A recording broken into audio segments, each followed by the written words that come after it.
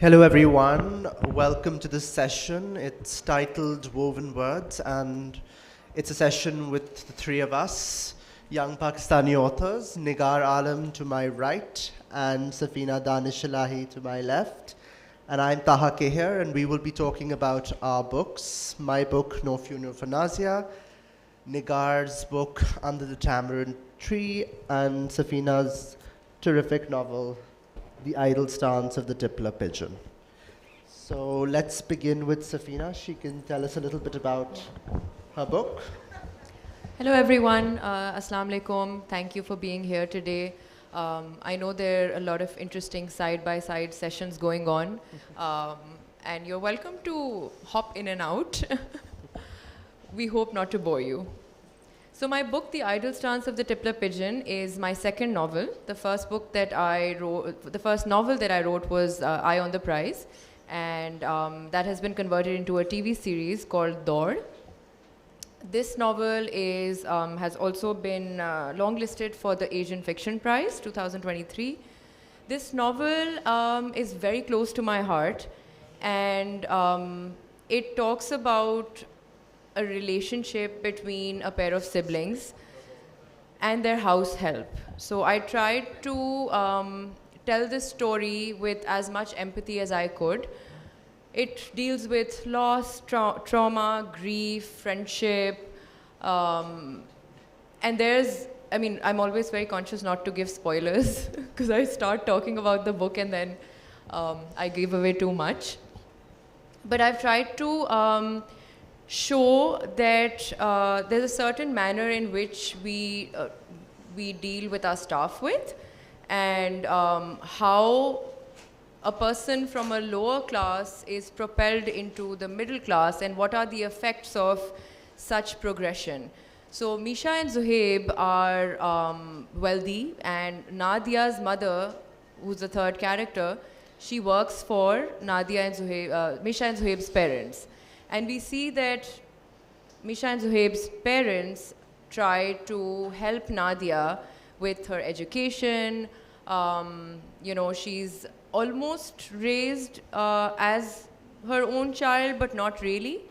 So you see these little, nuances and little things that I try to touch upon, in which you see that even a good deed can sometimes have a two-way effect.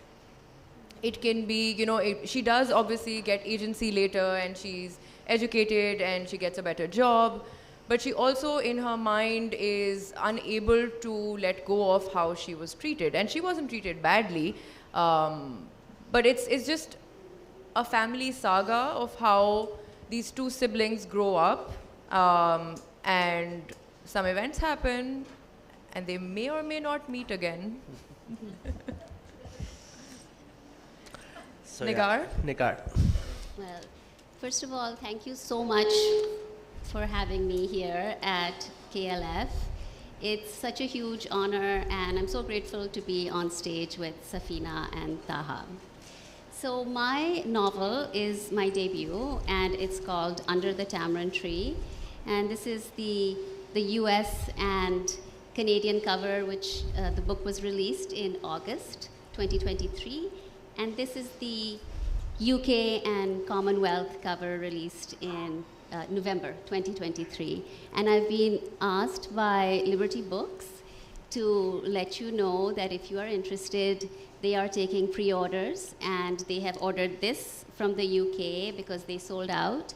And it will be very reasonably priced, and you will get a 10% discount if you pre-order. Love it, Nigar.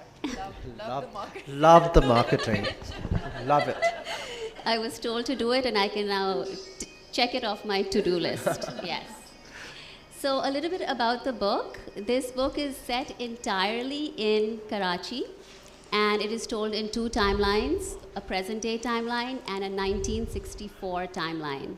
And in 1964, the main character, Rosina, and her 3 childhood friends are in their 20s, and they're very close, but they're also keeping dark secrets from each other.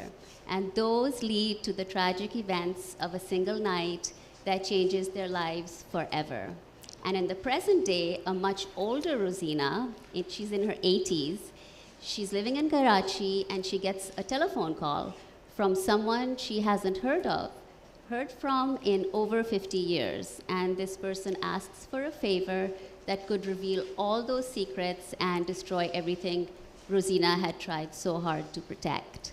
So that's what the book is about, but whenever I get an opportunity to listen to authors speak, I always want to know what the book is really about. So I'm going to tell you what it's really about. This grew from my desire to know more about my own parents' youth and their family struggles during and after partition.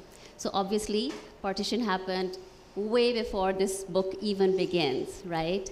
But my characters would have been children, just like my parents, and I wanted to examine the effect on children of such a traumatic event and how that sometimes ripples throughout their lives. It's also about love, romantic love, which is, I think, PG rated in the book. You make up your own mind. And love for family, and also that very strong love we can have for childhood friends. It asks the questions, how far would you go to protect the ones you love? So that's my little pitch. Yeah.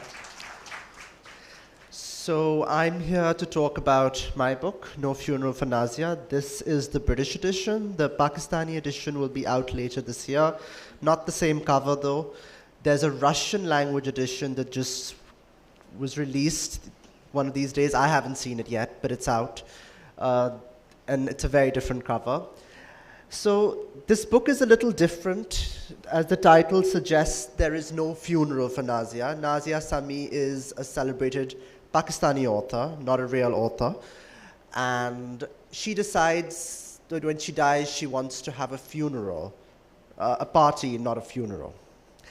Now, that's an unconventional choice, as many of us would know, because she completely eschews the rituals and rites of mourning that we are so used to. We have 3 days of mourning, we go through various rituals, but she doesn't want any of that. So I set this book over the course of a single evening where her friends come for that party, and something happens at that party because there's a mystery guest, and that mystery guest is somewhat linked to her, but at the same time, he's doing his own thing there.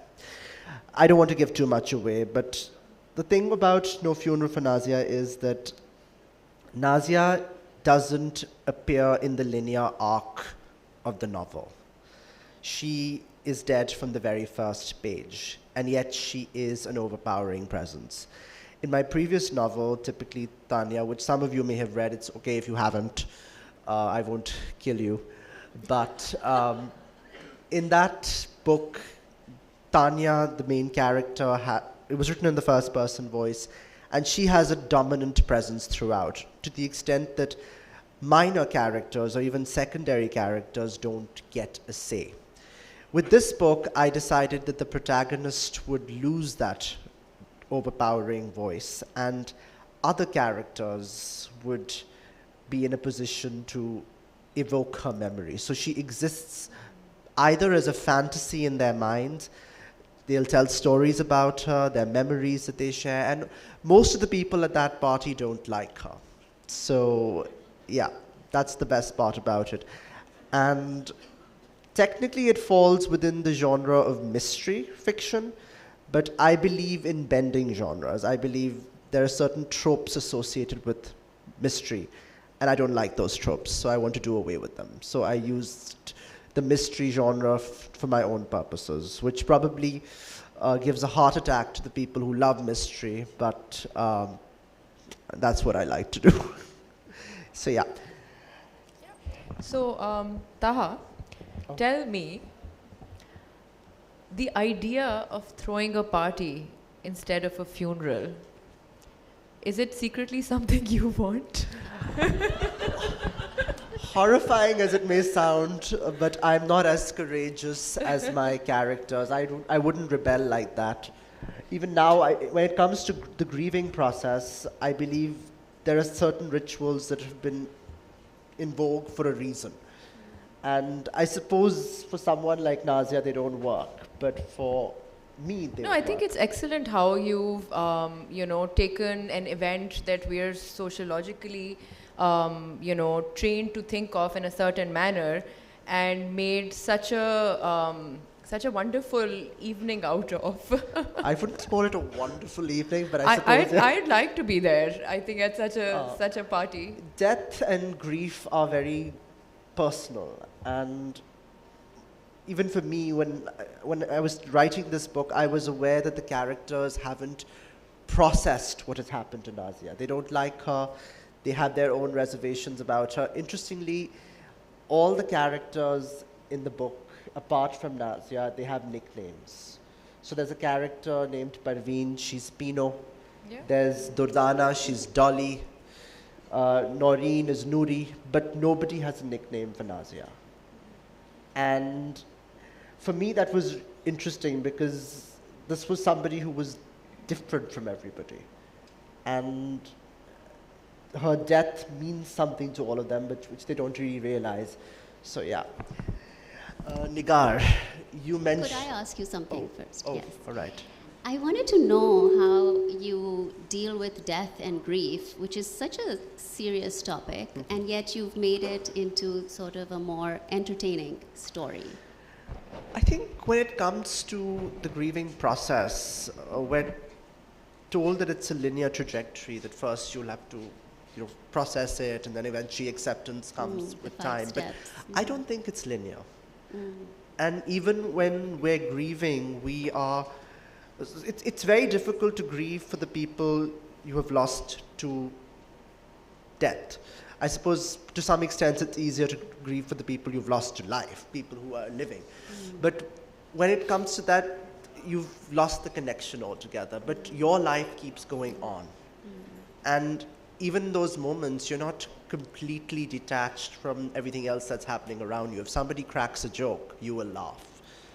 If somebody, even if you're sitting at a soyam, you will smile, those pleasantries you have to still deal with. So I don't think, yes, death is a morbid concept to write an entire book about, and that also a funny, mysterious novel about, but I think it's something that all of us deal with in life in some way or the other. So you're also normalizing it in a way. I'm trying to normalize conversations around death because death was never explained to me. I started writing this book as a way of explaining death to myself because it wasn't properly explained to me when I was a child. Okay.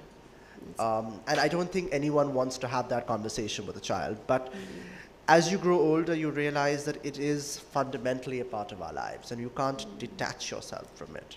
So what do you do with it? You write a novel about it and try to understand what it really means. And even then, you don't entirely understand.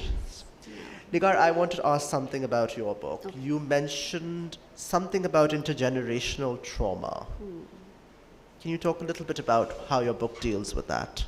Yes. You know, when I started doing research for this book, I came across a lot of oral histories, the oral histories that are put together by Citizens Archive of Pakistan, in which they collect actual accounts from survivors of partition, and they have started recording them and archiving them. And when that happened, I learned that there are many, many people who have never spoken about their experiences. So it is something that lives within them, inside them, and it does affect decisions, life choices. The ripple effects are felt throughout their lives. And of course, there's no single solution, but I think the first step is just recognizing that, yes, there was trauma, because sometimes that's just bottled up, and you look ahead and you say that we're in this new place, then let's make the best of it. But let's also recognize the loss or the trauma that one is going through, and then you can work towards healing. But if it is not even recognized or spoken of, then there can be no healing. So I wanted to bring that to light. Yeah. Both your books deal with multiple narrative perspectives. Why don't you tell us something about it and then ask So Nigar like the same Nigar question. said, my book also deals with a time hop. So you see children's life and then you see them as adults. And because the themes of the book talk about classism and, income disparity and just the very recognizable class structures in Pakistan, I wanted to sort of draw an example that children don't really care about money. The way they deal with their friendships is not to judge on where the person is from, but it's not so much the adults don't, deal with their relationships that way. So the mother is, even though she's doing something charitable, she's trying to do a good deed, yet she's unable to sort of detach herself from the ingrained, social concept that it's a maid's daughter in her house. So the themes that I'm talking about here are actually that, the childhood trauma that it carries on till your adult life. And my book also talks about a time hop. So you see this, these children playing together, and then you see them in their adult life. And then there's how to deal with grief in their adult life. So one character goes into therapy. That also happens to be a boy. So, some taboo topics of how it's okay for men to also express their feelings. And unfortunately, that opportunity of therapy is not given to the maid's daughter, although they go through the same trauma. So just trying to draw parallels between, just the opportunity and the means to get over their grief as well. And the format used is first person, it's letter form, epistolary format. And my first novel was a third person narrative, so it was kind of a juggle for me to completely switch the way I write. But yeah, I think that's... Safinah, I have a question about mental health issues and how and why you decided to include them in your novel. So Nigar, the children go through an incident that I may not mention here. No. And read the book, everyone. The aftermath of that incident is so traumatic that we see a family break. So when a family goes through something and doesn't deal with it, because we all have different ways to express grief. Like Taha also said, we find different measures, we find different manners of expression. So because they went through something so traumatic, they also had to deal with that trauma in their adult life. And different characters had their own sort of escape. The parents had their own escape, the child, had their own ways of dealing. And I think it's important in fiction especially to touch upon these themes that you may not converse about in, Exactly. over a dinner, for example. So I feel like fiction really makes you think and asks, the right questions. Yes, absolutely. Yeah. So you were telling me, before you dived in with that question, I was going to ask you about how you deal with multiple perspectives in your novel. Yes, so just like in Safinah's book, there are 2 timelines in mine, and what I did was I completely immersed myself in 1964 first, even though the first chapter is in the present day. So I wrote that, and then I just had to immerse myself in the 60s, for which I did research because I wasn't old enough to know what was going on then. But because I was writing about a setting that I wanted to come alive, I didn't want to keep on switching back and forth. I just wanted to be in one time period and just feel it while I was writing those chapters. And then the present day chapters, I just wrote a couple of lines each time that would come in the manuscript for me to remember that I need to come back here and make it more robust.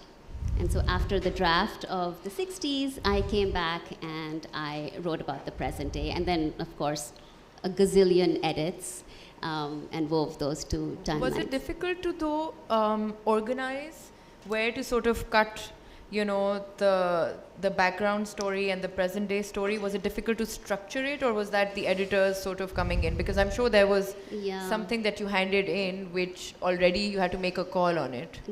It was difficult because you want to make it interesting, and because there are so many secrets and revelations and kind of twists in this, you have to make sure that you don't give anything away. In the past chapter, there should be enough information to make you want to turn the page, but not too much that now you have all the information. So that was a little tricky, but also really fun, because I think we write because we enjoy the process of writing, and so it was fun, though challenging. Yes. Yeah. Also, it's very interesting, you know, how we, as fiction writers, when we write a character, I think there's so much of a background story. You know, what are the character motivations? You know, why is a person doing something in a manner?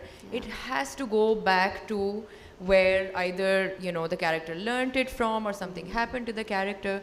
So Taha, I'll come to you and ask you, what kind of research was involved? Because there is... Say it. I was just looking for a nod. By all means, say There's hypnosis involved.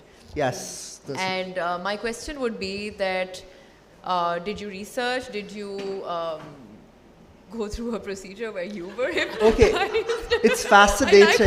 It's I'm fascinating that you asked me this question.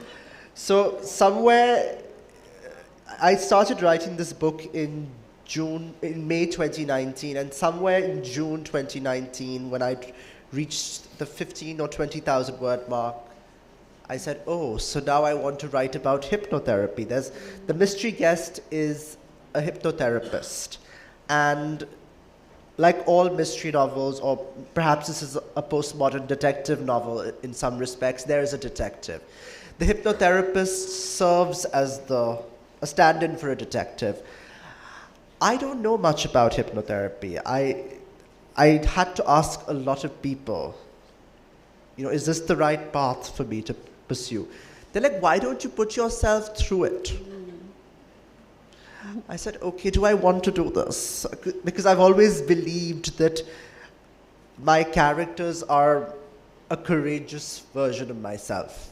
I am not that courageous. So what I did was I started reading about hypnotherapy, and what I discovered was a lot of people using hypnotherapy to go back into their past lives and try to understand things, and I couldn't do that.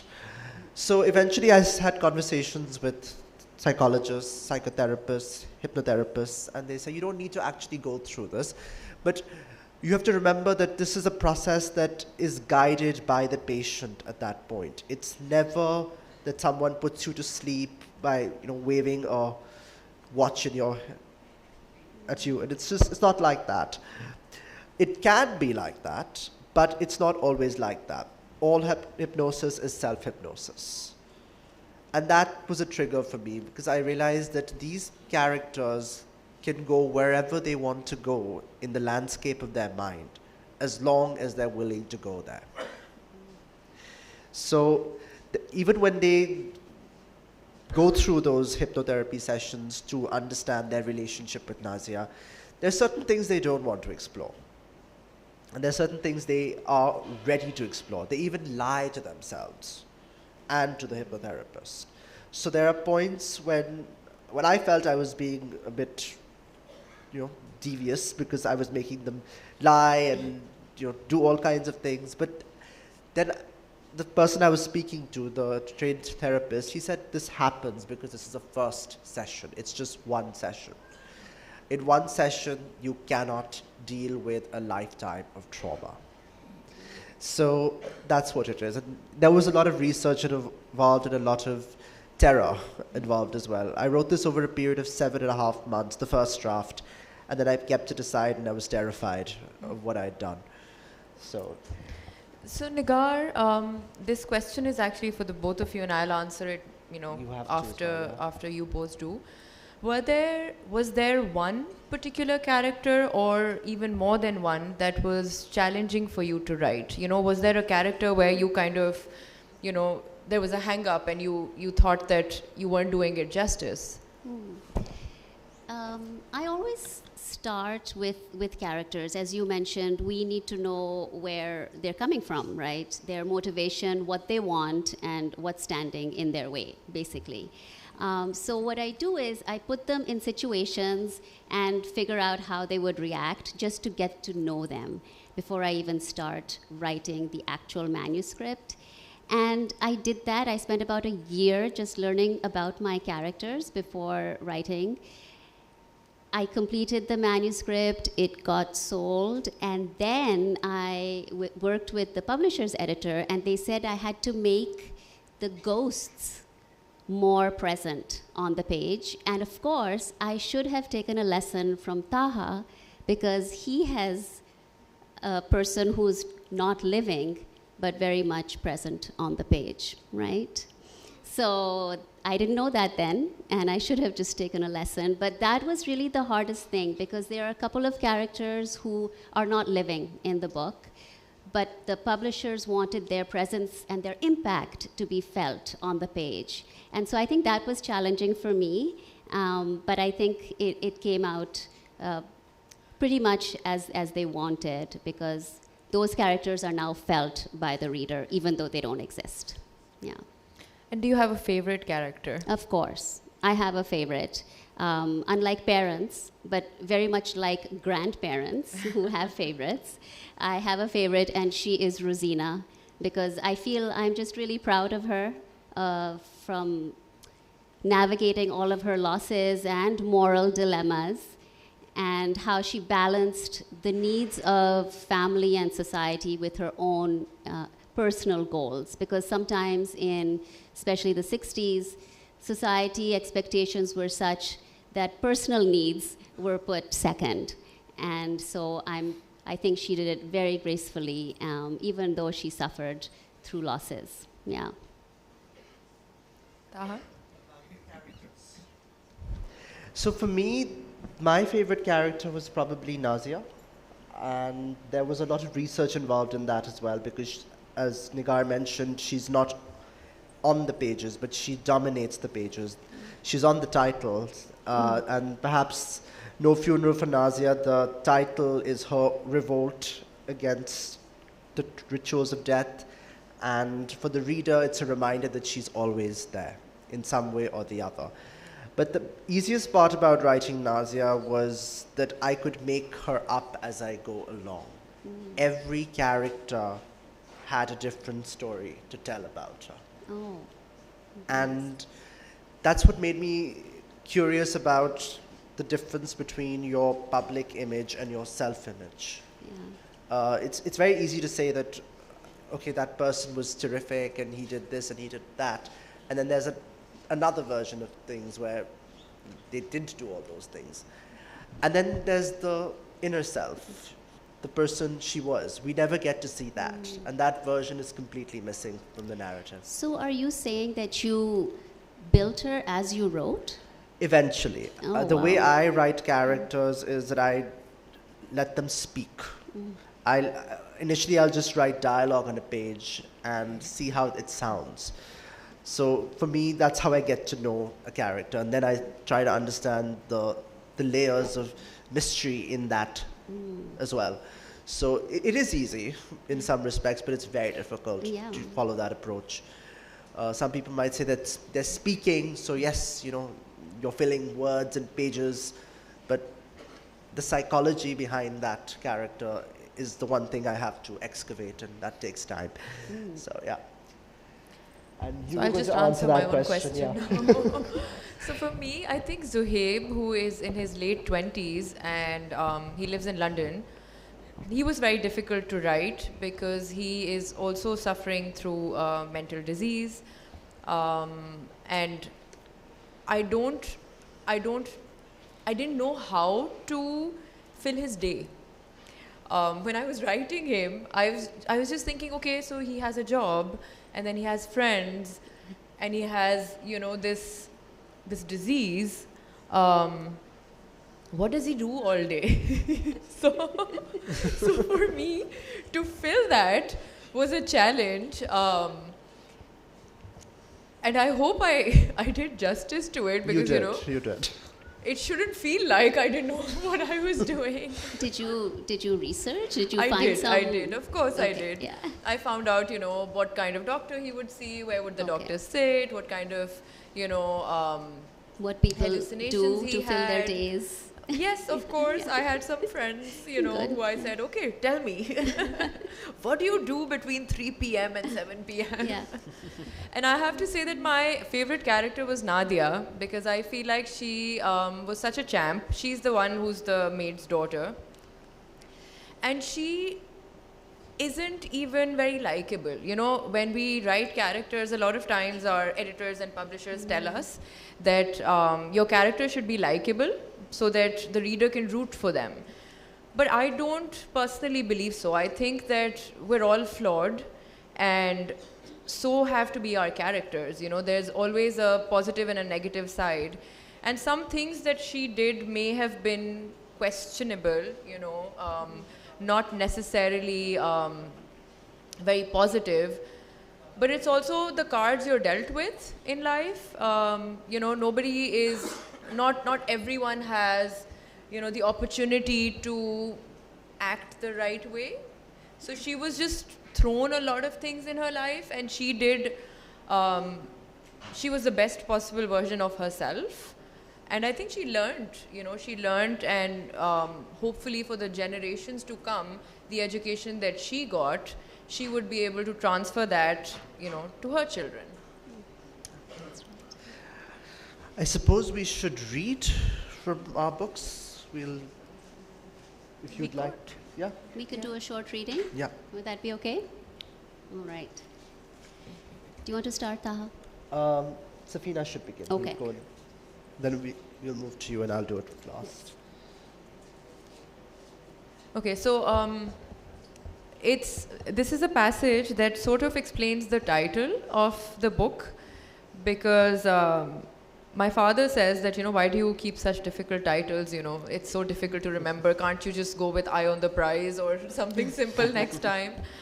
So this passage is from Misha's voice. Misha is a 7-year-old girl, and she is she's at Seaview with her brother and her father. Misha, Karachi, Pakistan. Do you see that bird, Misha? Baba says, pointing to a string of pigeons lined up on the thick electric wires connected to the poles. Baba, those are pigeons, not birds, I say coyly, as if I know so much more than him. Well, yes, a pigeon is a kind of a bird. And do you know what kind of pigeons those are? I don't know. Grey pigeons? Haha, yes, Misha, grey pigeons, that's the perfect type. Such a dodo you are, Bhai says, jeering. So, grey pigeons can be a type of pigeon. What are you, a bird scientist? Bird scientist? You mean ornithologist? Bhai keels over laughing. Hey, bache, don't make me regret bringing you guys here, Baba says sternly, his thick eyebrows raised in mock anger. They're sort of grey, but they're called Tippler pigeons, Baba resumes. Oh, okay, I didn't know that. What's so special about them? There are lots of things special about them. Firstly, they're very intelligent, just like you, he says to me, smiling. I broaden my chest, just like I see Bhai doing when he feels proud about something he does and is complimented on it. I also manage to steal a glance towards Bhai, who makes a face at me this time, quietly. Second, they have exceptional endurance. What does that mean? I ask, confused. Baba has this habit of using really big words sometimes. They fly right over my head, even before I can pronounce them in my mind. It means they are tough. They may not look like it, but they are. They can fly for almost an entire day, 20 hours or so, but they look so lazy, just sitting in a line, so idle. Like they have no worries, Bhai says. Yes, Sohaib, but we can't be so quick to judge, can we? You know these birds are so tough and so intelligent that there are flying competitions they're entered into. People train them and then get prizes if their Tippler wins.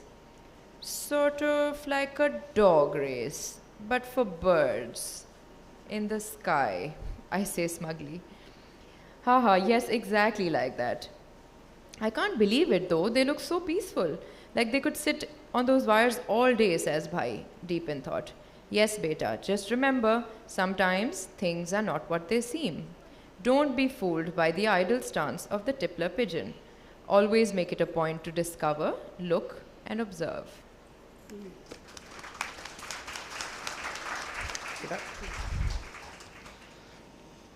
So, as I mentioned, this was told in two timelines, when the characters were in their 20s and then when they were in 80s. But I am going to read the prologue, and that is the only section in which Rosina, the main character, is just 9 years old. Okay. 9-year-old Rosina stared ahead, squinting in the dark at the hordes of shouting people racing toward her family. Were those sticks and spears raised above their heads? Why were they so angry? Her mother grabbed Rosina's wrist and pulled her off the tonga. She landed hard on her knees, but her father didn't stop to check the bleeding skin below her frock's hem. Her mother only yanked harder, pulling and dragging until Rosina got up running. She had to run so fast she had no breath left to ask why they couldn't go home. Wouldn't they be safe if they just went back? It wasn't even far. The house in front of Rosina exploded into flames. Fire leapt into the night sky, and dense smoke entered her nose, scorching her insides. September's humidity already dripped streams of sweat down her face and back. Now it all bubbled to a boil. Rosina spun to her mother. Light from the flames swirled on her face. She stood frozen in place, confusion and fear contorting her mouth into pained twists. Swiveling on her feet, Rosina searched for her father and Faisal, but they weren't there. Bodies with bundles of clothing and suitcases and children in their arms ran around haphazardly, their screaming faces blurred by darkness. She turned back to her mother. Ammi, I can't find, but a mass of people was racing toward them now, from the direction of the fire. Every second, the men grew closer and louder, as did their thunderous, angry yelling. Why? Her mother didn't wait to find out. She turned and ran, her hold like an iron cuff on Rosina's wrist. Crowds pushed against them from the front and the back until they ripped right through her mother's tight grip. Rosina was pitched away. Bodies shoved against her, colliding from all sides as she scrambled to her feet, trying to keep her head up, eyes searching. Two women ran toward her, mouths open, arms waving overhead. Were they neighbors? Would they take her to her mother? But instead of stopping, the women charged into Rosina, throwing her flat on her back. Gasping to catch her breath, she tried to stand up against the wave of bigger, stronger bodies, but her already bleeding knees fell hard on the ground over and over. Rosie, Rosie! Her head shot up. Here, here! She spun around, searching, and saw Faisal. His face grew in size, running toward her, the whites of his eyes reflecting the light from the burning house behind her. Rosie, he screamed again. Run, Rosie, run. Where to? Behind her was the raging fire and the approaching mob, and in front, from a lane across the street, a bigger, even louder group of men emerged. Faisal pushed her toward the fire, pointing at the house next to it, a safe house, where their parents were headed. It would lead to another house behind it. Another house? A safe house? He shook her by the shoulders and aimed her toward it. That way, just run, Rosie, run. Without looking back, she ran like she'd never run before. That was the last time Rosina saw her brother.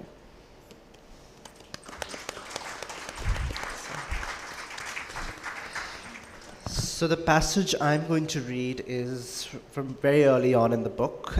As I mentioned, it's an unconventional party, and the nature of the conversation is wild, chaotic, messy, problematic, and that's what you're going to see right now. The passage features 4 characters: Dolly, who is Nazia's publisher; Fareed, who is her husband; Noreen, who's Nazia's sister and is responsible for organizing the party; and her childhood best friend and frenemy, Parveen. So here goes. Whose idea was it to have a party instead of a funeral? Fareed asked. I think it's absolutely brilliant. You must have saved a fortune. Don't say that, Fareed, Dolly responded, mortified by her husband's insensitive remark, especially after their conversation in the car on the way over. Noreen stared impassively at her guests and heaved a loud sigh to indicate her displeasure. Fareed's smugness was irritating, but hospitality prevented her from telling him off. I think you did the right thing, Parveen's voice ricocheted through the drawing room. People spend so much on funerals these days. They're such impersonal affairs. You can't even grieve openly. She paused, tilted her neck back, and chugged her wine, leaving red drops on her chin. Mrs. Sadiq, my neighbor, attended a male colleague's funeral some weeks ago, she continued, sloppily rubbing her knuckles against her lips. They had worked together for 29 years at the bank and had become good friends. But poor Mrs. Sadiq just couldn't cry at the funeral. She didn't want her colleague's wife to become suspicious. As it is, Mr. Sadiq is the jealous sort and had insisted on accompanying her to the funeral. Imagine what he would think if he found his wife crying at some other man's funeral. Noreen guffawed happily as she heard the story. Something about Mrs. Sadiq's dilemma seemed to make her lose her equanimity and urbane refinement. Had she been hosting a funeral, such behavior would have been frowned upon as a sign of disrespect towards deceased. But this was different. Through her unconventional demands, Nazia had released her from the constraints of mourning and its etiquettes. For the first time, Noreen admired Nazia's benevolence, the freedom that her death had provided them. She could be herself or whoever else she wanted to be. So, should we open the floor for questions, or yeah, do we keep talking? I suppose we could take questions from the audience. Hand. Yes, we already have a question, Nadia. Yeah. I have the perfect question and comment for Taha. You know, so Arthur Conan Doyle was a mystery writer and most famous for Sherlock Holmes. Yeah. But what was close to his heart was his spiritualism essays. Got it? Exactly. And so the thing is that your book, I don't like Nazia. I think she's like horribly manipulative. And I have one word for you, envelopes, which doesn't give anything away, but you know what I mean. However, the mystery element, as well as a kind of lack of reality element, is well combined in this book. That and you managed to do that. Are you the speaking of past lives, are you the reincarnation of Sir Arthur Conan Doyle? I don't know. I suppose if I were to say yes, I am, it would really be, it would make headlines. I could say that, but Then make headlines. Come on, what sort of novelist are you? Move it. We could say it, then it would be okay. yeah, that, yes. But you understand what I'm talking about, combination here. Yeah. Right? It works in your book, and you're writing in the 21st century. You've been able to do something which he would probably have wanted to do himself, but couldn't. I think it is an unconventional book in some respects. So I could do anything I wanted here. I could bring out my inner Arthur Conan Doyle. So, yeah. Any other questions? Any? I am a little stumped. A little. You've got me there. Yeah.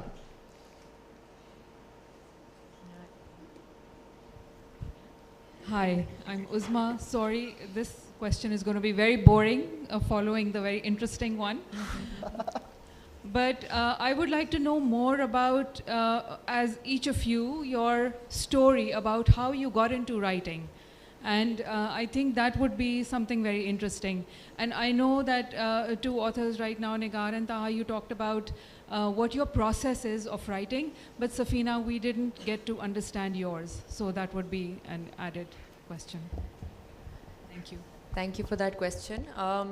My process is, again, my writing is very character driven. So I start thinking about characters in relationship to each other. And this particular story is actually set in my childhood home. So, you know, us cousins used to be running around and doing funny things. And I wanted to write a story about that. None of the characters are based on any of us. But I wanted to show that, you know, the gravity or the grandiose of living in a home where there are lots of children and they're up to mischief. And how they interact with each other in their, you know, in their childhood. But I think my process generally is that I first know who my characters are, and then I start writing character sketches for them. That, you know, what do they look like? What have they been through? And for Nadia and Misha, I wanted to really talk about their friendship more than anything, you know, a friendship from a person who is almost like an employer. And I think the relationship between the siblings is also something that I wanted to explore in my writing. And there is a time hop. So like Nigar said that she wrote the entire, you know, one timeline in one go. I kept hopping back and forth. So I kept adding on things as they came to me. And funnily, I knew the end when I started.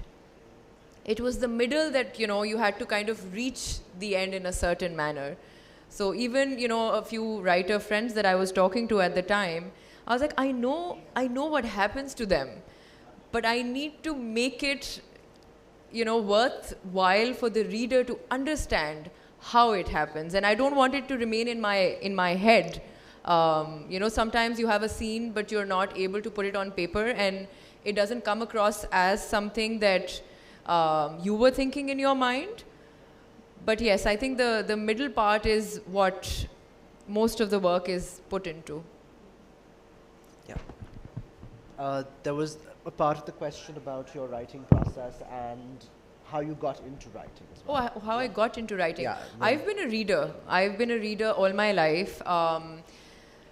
I don't think I knew I could write for the longest time. You know, I think writers are, not anymore, but writers are meant to be very shy people. And they're not always very confident in their work. It's not that, you know, we know that our first book is worthy enough to be published. So when I started writing, I wrote a little bit of poetry. My first novel that I wrote about 20,000 words, and which I thought was absolute rubbish. But I showed it to someone and I was like, would you want to read further? And she said, why not? And I was like, okay, that's at least, you know, enough for me to keep writing. And I think, yeah, I wrote the first one, and then I had another story to tell. And I think one thing that I wanted to ask myself before writing anything was, why does my story matter? There are so many books out there, you know, in bookstores on the shelf. What story am I telling, and why is it different to any of the work that's out there? So my stories generally ask a lot of questions. You know, if you are able to read any of my work, I think it's going to, after you finish reading, it's going to ask you a lot of questions. So you sit down with the book and, you know, just kind of think what the characters were about. Yep. So we just...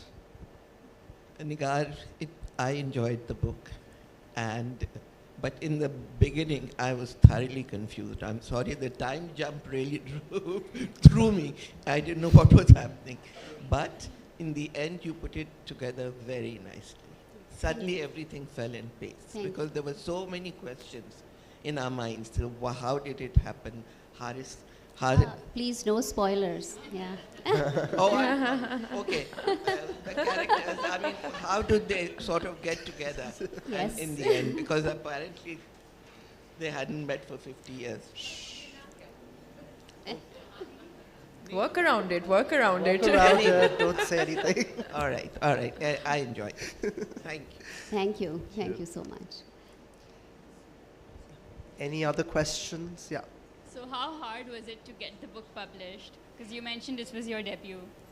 Yes, this was my debut, but it was not my first novel. That one is in a drawer or on a file on my laptop. As Safinah is saying, it's a process. And about a decade ago, I am also a reader, like all of us. First, we're readers. And then about a decade ago, I decided that I wanted to try a novel. I was always writing in short form, but just for myself. So I started this process. I took a class, and I'm a bit of a nerd. So I feel that if I want to do anything, I have to study it first. So I spent 4 years taking classes, attending conferences, doing all sorts of learning, and writing that first book, which didn't get published. But I think all of that taught me so much. So then with the second one, I did manage to find a literary agent, and it was not easy. It was a lot of hard work, but I love the process. I just love writing itself, and I think that gave me enough joy to just keep me going, regardless of where the end would be. Yeah.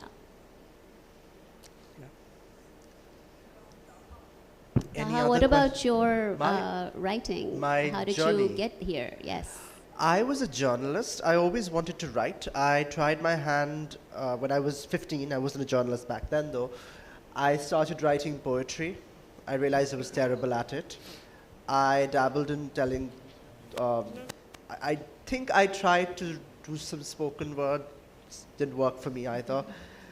I thought I'd write a novel and write short stories, but I realized short stories are more difficult to write than novels for some reason.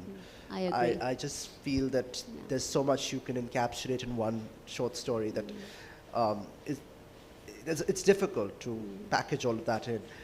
And then I became a journalist. I familiarized myself with the written word, seeing it on a page, seeing it on a Word document, anywhere. And then I wrote a novel when I was 17, and it was 3 years that it took me to write that novel. It was very difficult for me to find a publisher. A small press in Delhi took it on, and it was a historical novel to some extent. I don't really feel very connected to that novel anymore because I grew in a completely different direction after that, and my experiences in journalism made me familiar with whatever was happening at that contemporary moment, the politics, the way my female colleagues used to deal with each other, and the men and the unnecessary attention they got from them. And that's when I wrote Typically Tanya. And since then it's just been, then this followed 6 months after, and it took me some time to get it published because I was uncomfortable with it to some extent. Plus, the publishing industry went through a major facelift in India and across the world, and then COVID, and then finally it's out. So I have a question for both of you, since you have 2 novels each. Did you ever feel that your second one, did you ever feel pigeonholed, that your second one had to follow some sort of same track or I'm actually quite genre? Experimental with my writing. I like taking risks, even if they don't work. And I feel like, one has to strive to do something different and not go through the same channel. And I think with Tippler, I pushed it a little bit. With my next novel, I'm pushing it a little bit more.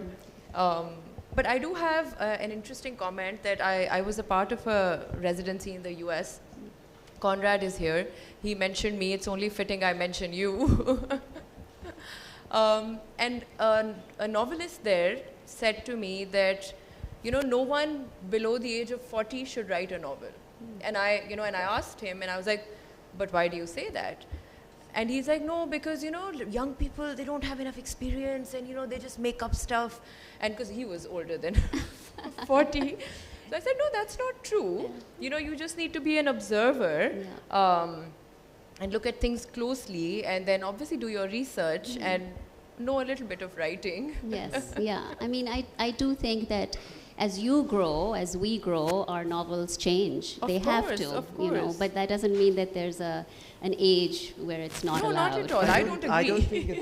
I don't think you should come of age in that way. Right. There's no way. I think he meant in terms of experience, Yeah. but I don't agree with the comment. Yes, I just of feel course, that, you yeah. know, yes, experience teaches you, but it's also, you know, what experience? Absolutely. You know, how much exposure have you had? Yeah. And you can write about those situations, or even writing the not self, which is a different debate of Yes. its own. With each book you grow, and each book is a manifestation of your spiritual and emotional process, your needs at that time. That's right. So I've always felt like I want to bend genres, change things around. The previous book I wrote was technically a contemporary romance. There was no romance though, but it was just a romance with the city, a romance with her surroundings in a way, but it was marketed as a contemporary romance. This is a mystery novel. So in a way, I want to keep changing that. And I think there was a interesting quote I came across by Elena Ferrante where she said that readers will expect things from you, but why follow that predictable path? Why not change their perceptions by actually dismantling what they think you're going to do with that book and do something completely wild and different? I think that's great. I have noticed that there are more cross-genre books out there now, because I think readers have also said that they enjoy them, because Under the Tamarind Tree is sometimes classified as historical fiction, sometimes it's called suspense, it's got a present-day timeline, so it's a little mix of everything, and I think that if we give it to the readers, then they have an opportunity to love it. That's what And it you is. said there's a bit of romance in it as well. There's a bit of There is, romance. Romance is too. something that I haven't even touched upon yet, so You'll get there, don't worry. it you know, makes me jittery. That's your next one then. You'll Be get there, jittery. don't Yeah. worry. Is there any other question? Yes, I have a question for Nigar. You've talked about the fact that this was influenced by what happened to your family. So how much of the family tales or experiences have you put in there, and especially the romance angle? Oh. Absolutely, there's no romance in the family. None at all. Yeah. But I obviously would want to protect my family's privacy. So this book is entirely fiction. The emotional truths are there, and they are explained through a completely fictional story. Some of the setting is based on my personal lived experience, but the story, the plot, the characters really are made up, yes. A funny thing, till someone thinks of a question. So my first book had, it was a multi-character story, and my husband doesn't read. So a lot of people came up to him just to sort of mess with him and said that, you know, that character is based on you. So That's so the he best kept- part, yeah. That happens. So he kept yeah. wondering, because there were 6 characters, he kept wondering which one he was the entire time till he watched the TV series. And he's like, okay, none of them are me. So that's the best part about fiction. Yes, Yes. I mean, you Every- can always, you know, say that none of this is true and all of it Every is true. character is a composite of the people you meet. So That's right. One of my college friends said, is one of the friends based on me? Make sure it's the pretty one. That's what I was saying. perfect. I think s- we can conclude the we can session. conclude We've the got, session now, and thank you so much for being here. Thank you, Thank you, Nigar. thank you for being Safinah. such a wonderful audience. Thank you.